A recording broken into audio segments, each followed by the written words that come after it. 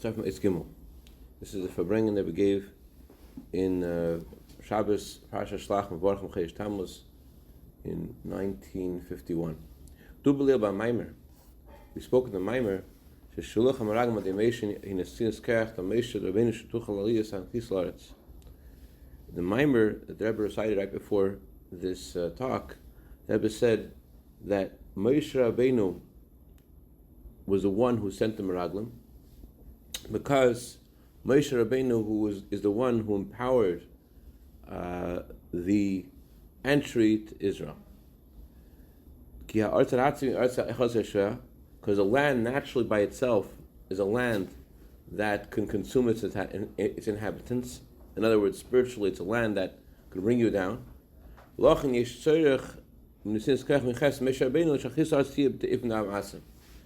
you need a special strength for Moshe Rabbeinu so that you should be able to enter Eretz Yisrael in an appropriate way. When we say it's a land that consumes its inhabitants, in the simple sense of what that means is that the people there can eat you, they can destroy you. But it also means that the land can consume you, so you should become like the land. You should be earthy and low. So because the Jewish people were going to engage in the physical and plow and plant, etc., so it's possible that they could succumb to their natural environment and get very earthy and low, and therefore they need a special strength of Moshe Rabbeinu. They should be able to go into Israel in the appropriate way. This is from a Farbrengen that was not edited, and another version of this Farbrengen that someone else was writing. They said the Rebbe mentioned at this point, since Israel is called the palace of the king, so even a thought of doing a small sin is considered equal to a big sin outside of Israel. In other words, when you're in the presence of the king, so then even something which is lighter is considered to be more of a heinous crime, because you're in the presence of the king. So the Tashbeit says that a thought of doing a sin in Israel is equal to a larger, more serious crime outside of Israel. So therefore they need a special empowerment from Moshe Rabbeinu. This concept is especially pertinent in these days. Why in these days? Although the Jewish people already entered the land of Israel once before, but right now, since we're living in a time which is after the destruction of the Beis Hamikdash, and we are in exile, so we are in a similar setting that we have not yet entered Israel. We have not yet entered Israel, thank you very much, in a permanent and established way, as it will be when Mashiach will come. So just as they were about to enter Israel, and they sent spies with the power of Moshe Rabbeinu, so too we are about to enter Israel in a similar way, permanently with the coming of Mashiach. Because this is true, that we need to know it's impossible to enter Israel without being empowered by the Moshe Rabbeinu of our generation, by the Rebbe, my father-in-law. It's impossible to enter Israel without him. Why? Because, as the Torah says, that the land by itself is a land that consumes its inhabitants. Those who printed this Farbrengen, they said the Rebbe, what's the Rebbe referring to? The Rebbe is referring to the as we learned a month ago on Lag Baimer, we learned about how when people immigrated to Israel, a lot of people came from Yemen and from Iran. As soon as they came to Israel, the Sochanut, the Israeli immigration, they right away tried to indoctrinate them with heresy and cut off their payas and cut off their tzitzis, take off their tzitzis. So, and they told a lot of times they told their parents that the kids had died, and they just tried to make them assimilate. So the land by itself is a land that consumes its inhabitants at this point, and therefore need to have the power of Moshe Rabbeinu, of the previous Rebbe, to make it work. A person might make a calculation about how important it is to make Aliyah, to move to Israel.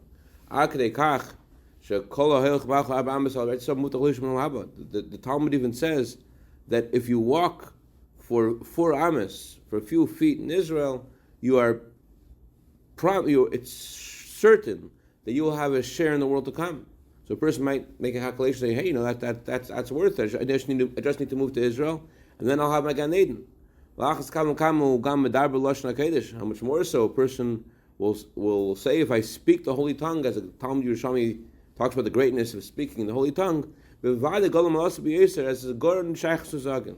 for sure, and there's no one like me, you can't even talk about how great I'll be if I just move to Israel and speak Hebrew.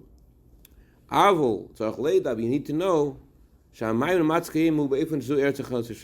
the way the circumstances are right now, is that this is a land that consumes its inhabitants. And therefore you can't go there without being empowered by the Rebbe, my father-in-law, the Moshe Rabbeinu of our time.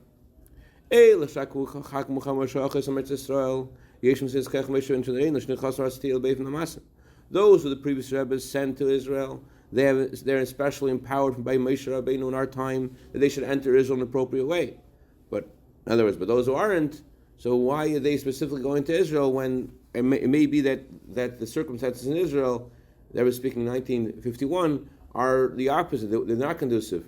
In other occasions, Rebbe did encourage people to move to Israel for various reasons. Among them, to move to Kfar Chabad and to help sell the village that the previous Rebbe established. But the bottom line is that it has to be with the power of Moshe Rabbeinu. It's not something which is naturally a good decision because the Talmud says you're going to go to Gan Eden if you live in Israel. You're going to go to Gan Eden if you speak Hebrew. That's not the way to look at it today, because today there are other more important things to pay attention to, and that is the current circumstances in the land of Israel, and it is a land that consumes its inhabitants in many ways. There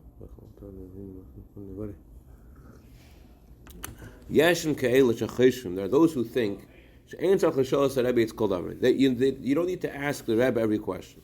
The Rebbe, of course, is referring to the previous Rebbe.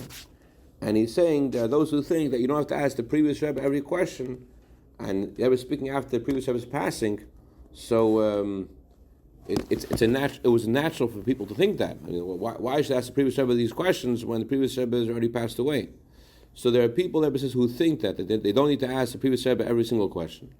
Yes, as Shulchan Aruch. The person says, I have to ask the Rebbe every question. I have the code of Jewish law. And I also have a brain in my head. I have a good head. And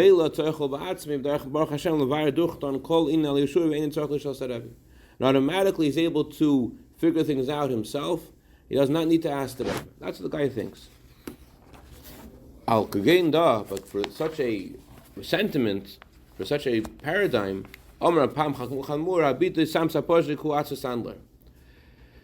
there is an expression, I myself am a shoemaker.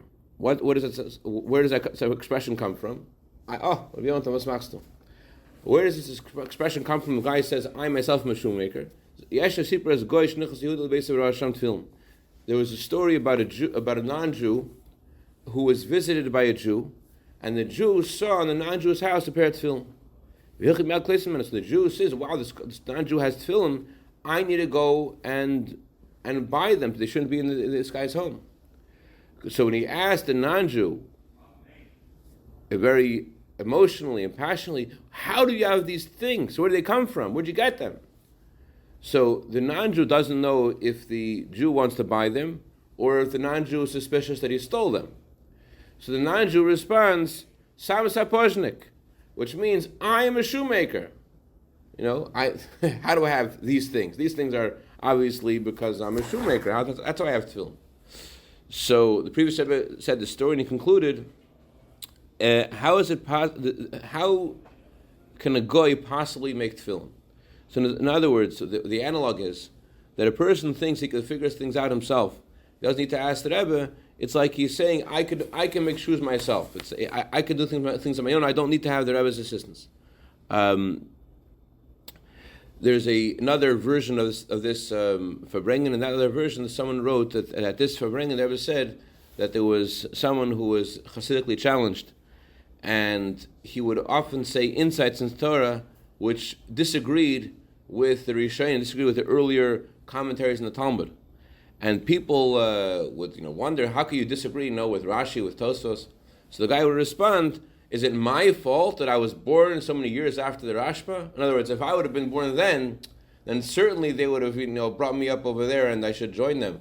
But is it my fault that I was born then? So bottom line is that we need to ask the Rebbe questions, so we can't just rely on our own opinion and our own what we think is the best thing. The bottom line is we need to ask the Rebbe questions and not rely on our own opinion.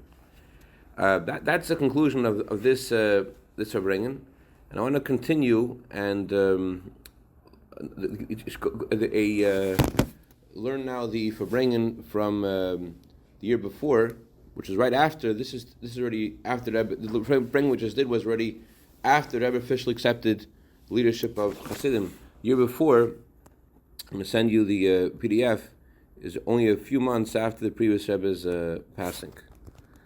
And a lot of similar sentiments about not relying on your own opinion and asking the Rebbe. Okay. In this week's Torah portion, it talks about the mission of sending the spies.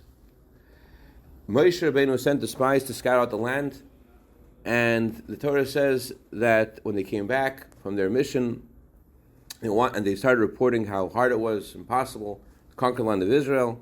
So Kalev silences them. And we need to understand why was it necessary for Kalev to silence the spies. They came back and they give this report, and Kalev silences them. The words of the spies were really according to the truth. They were answering the questions that Moshe Rabbeinu asked. Moshe Rabbeinu asked two general questions. Question number one was about the people who live there. Are they strong or are they weak? What kind of cities do they live in? And about the people, about the land itself. Is it a good land? Is it not a good land? And so they responded about both questions. They responded, the people are strong. They responded that the cities are fortified. They responded, the land's a good land. The land is land flowing with milk and honey. So they did answer the questions that Moshe Rabbeinu asked. And since Moshe Rabbeinu sent them to spy out the land, to scout out the land, they had to fulfill their mission. They had to answer the questions. Moshe Rabbeinu himself was not forced to send them. As Rashi said, God told Moshe Rabbeinu that he asked Hashem, and Hashem said, if you think it's a good idea, then send them. But the spies who were sent by Moshe Rabbeinu, they had to fulfill their mission, they had to respond.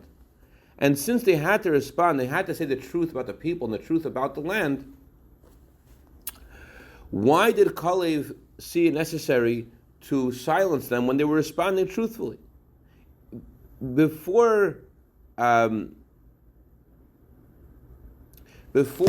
Kalev silenced them, they just gave the response to Moshe Rabbeinu's questions. And then Kalev silences them, and after he silences them, and he says what he says, then they say we can't enter Israel. It's impossible for us to enter Israel. But he already is silencing them before they come to this conclusion. So why is he silencing them, and he's upset about what they're saying, before they did anything wrong, it seems? They're just responding to Moshe's question. We also need to understand another thing that Kalev did. It says Kalev went to Hebron. Why did he go to Hebron? In Hebron was the burial place of Avram, Yitzchak, and Yaakov. And he went there to daven and ask Hashem that he should not be seduced by the other spies and to do the same thing that they were doing. The question is, why didn't he rely on the power of the one who sent him, the one who he's going in the mission of Moshe Rabbeinu? Moshe Rabbeinu is sending him. How come he's not reliant on Moshe Rabbeinu, that because I'm doing this important mission that Moshe is sending me himself to do, I'll be successful not to be seduced? Why did he specifically go to the graves of Avraham and Yaakov to pray? So the answer is like this. The sin of the Meraglim was because they mixed into their response, they put into their response their own minds, and they changed the order that Moshe Rabbeinu gave them. Moshe Rabbeinu first asked them, find out what kind of people they are, and then he asked them, find out what kind of land it is. In their response, they first started talking about the kind of land that it is. It's a land flowing with milk and honey, and only then did they start talking about the people. What kind of people were they? Strong. And they said they're strong people. What's the difference? What order they say? The mission of Moshe Rabbeinu was about conquering the land, and then about the gain we could have by conquering the land. Moshe Rabbeinu first said, how do we conquer the land? And then, what will we get when we do? Because by Moshe Rabbeinu, the main thing is conquering the land, not the gain, not the consequence, not the reward we will get by conquering the land. And Moshe Rabbeinu, even when he asks them to spy out the land, he says, find out if they are strong or if they're weak. Because the mission doesn't matter. For the mission to conquer the land of Israel, it doesn't matter if they're strong. If they're be strong, we'll need to have a harder, what did General Montgomery say? The impossible, the difficult we can do right away.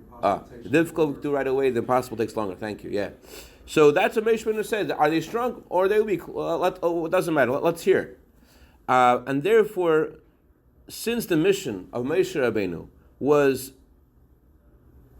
taking into consideration, and despite the fact that they may be very strong, or Reb actually has another point over here. He says it could be that by having the fortitude that you're going to go on this mission, even if they're strong, that itself caused them to be weak. The very fact that they were, that Moshe Rabbeinu was saying, are they strong or weak? What Moshe was hinting to was, if you'll go to do this mission, not being frightened about the circumstances and believing the one who's taking you there, that itself will cause them to be weak. That'll make the whole war easier. A similar thing is regards to Moshe's other words. Moshe asked, "Is the land a fat land, meaning a land blessed with abundance, or is it a raza? Is a land which is not? It's the opposite. It's where the fruits are scarce." Moshe Rabbeinu prefaced fat before scarce. Why? Before what's the word? Not skinny. It's whatever. Is it a land which has a lot or a little? So Moshe Rabbeinu prefaced fat before skinny. Why? Because Moshe was telling them that if your service of Hashem is not for the sake of reward, then you'll come to the recognition that even the best fruits, the best reward, is also negligible compared to the service itself. Because the reward for a mitzvah is really the mitzvah itself. That's what Moshe Rabbeinu prefaced fat before skinny. You're saying to them, the fat and the skinny will be the same to you. You'll realize that the main thing is not what you're going to get in the land of Israel. The main thing is that you're doing a mission of Hashem. That's how Moshe Rabbeinu viewed this mission. But the spies, they changed the order, and they said the way they understood things. First of all, they spoke about the reward. That's land flowing with milk and honey. Then they spoke about the war and the conquering the land. Because the main thing for them was the reward. What are we going to get if we conquer the land? And that, because their perspective was, what are we going to gain? That led them to make calculations about the war itself. That a lighter effort is worthwhile for this kind of reward, and a harder effort, a more difficult war, isn't worthwhile for a smaller reward. And so they started making these calculations about the goal itself of conquering the land of Israel. Is it worthwhile? And that led them to come to the mistake and say that if this is really so hard, it's impossible to do this. As they said, we can't do this. We can't do this. The fact that they viewed this as something like, as we are going to do this in order to get whatever it is, and they mixed their intelligence into their mission, that led them to the conclusion of, we can't do this. It's just not going to work. And therefore, when Kalev saw that the spies have brought their own perspective into their mission, and they're changing from the mission of Moshe Rabbeinu, even though it was only regarding the order, they just changed the order, right away he told them to be silent. And now we can understand also why Kalev went to the graves of Aaron and Yaakov in order they should not be seduced by them. Why didn't you rely on the one who sent him, Moshe Rabbeinu? So the mission of Moshe Rabbeinu does not negate the possibility that the Shliach, the one who he's sending, should change the mission by mixing his mind into it. That's something that the Shliach needs to do. The one who is being sent needs to put his mind on the side and devote himself to the one who sent him, and to do this mission with a sense of devotion and Kabbalah sale. So that's what he was frightened about. He was frightened. I'm going to do this with my own intelligence. I'm not going to have the sense, the devotion to put my mind on the side. That's Moshe Rabbeinu sending me, but that doesn't preclude the possibility of me mixing in my own mind and messing it up. And therefore, Kalev went and he prayed at the graves of Moshe, Aaron, and Yaakov. When we say he prayed at their graves, the word that we're using is shateach.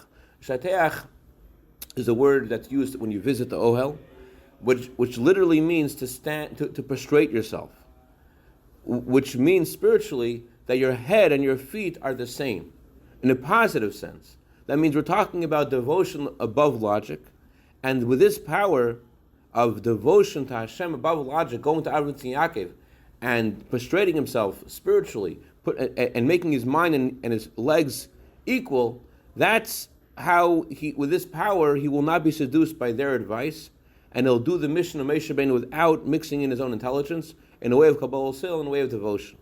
And the lesson for us is as follows. It's known that there's a Moshe in every generation, and more, there's no generation that does not have a Moshe Rabbeinu.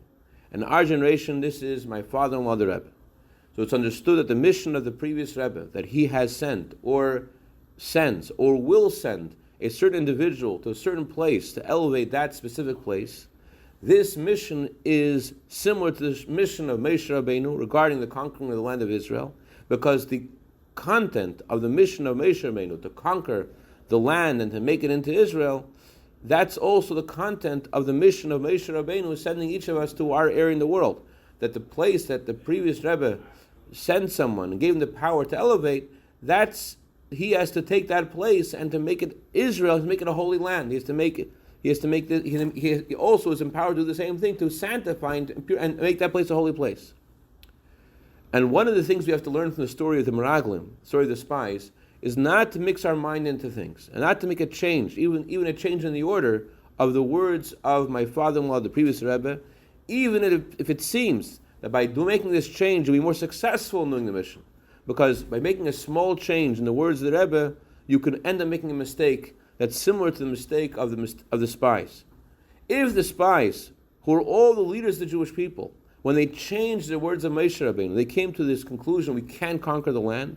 People like us, if we will do this for sure, as a previous Rebbe said regarding the method of the Yetzer Hara, previous Rebbe said this is the way the Yetzer Hara works.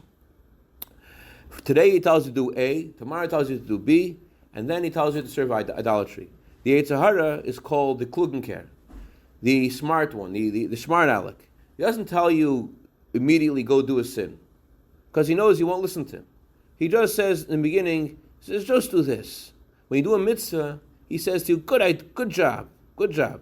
I agree with that too.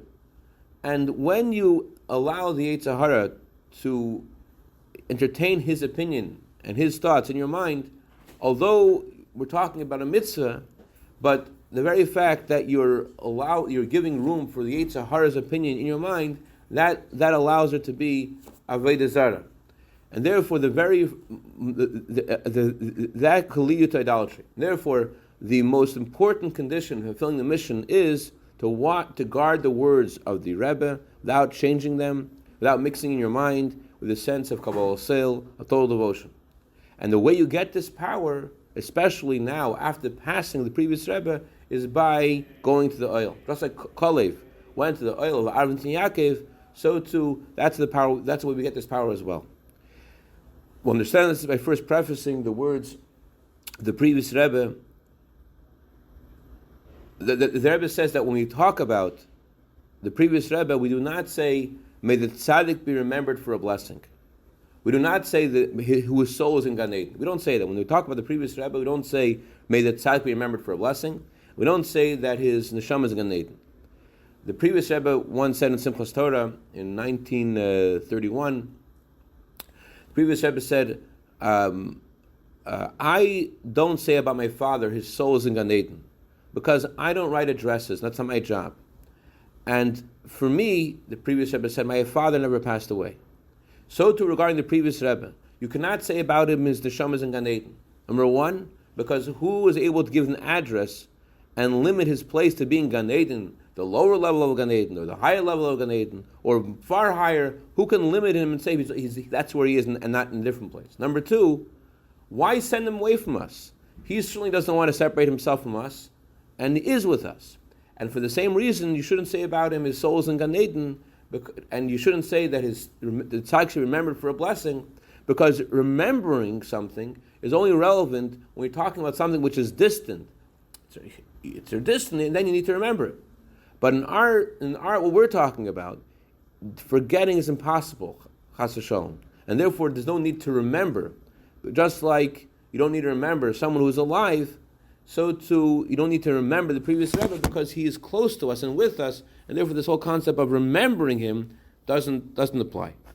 So bottom line, the Rebbe is saying is just the reason why Kalev didn't rely on Moshe Rabbeinu was because Kalev felt that yes, Moshe Rabbeinu sent me on this mission, but I have myself to put my mind on the side and focus on the mission and not let my own calculations disturb me. And for that purpose, I need to go and daven, and not just daven, but prostrate myself, head and foot being equal by Aaron and Yaakov. And similarly, we need to, Rebbe says, go visit the oil to get the strength to do the mission, and you can't. And the mistake of the spies was that they changed the order of Moshe Rabbeinu's mission, which indicated that they felt the reward was the main thing, and therefore they, as he said, the first they spoke about what we'll get in the land of Israel if we go there, and so we have to. So that's the purpose of going to the hill, that you shouldn't put your mind in there, and because if you start putting your mind in there and say what gain will you do by this mission, you're going to end up saying, oh, is it even worth it in the first place? So that's the basic point. All right, Chazak Baruch.